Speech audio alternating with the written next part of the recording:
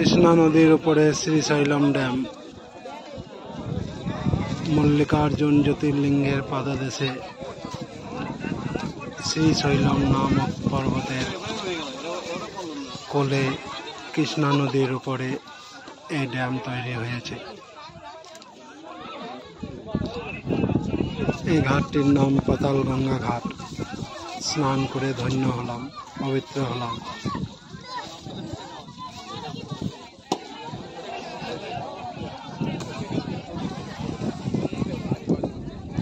উপর থেকে ধাপে ধাপে সিঁড়ি নেমে গেছে। নদীর একদম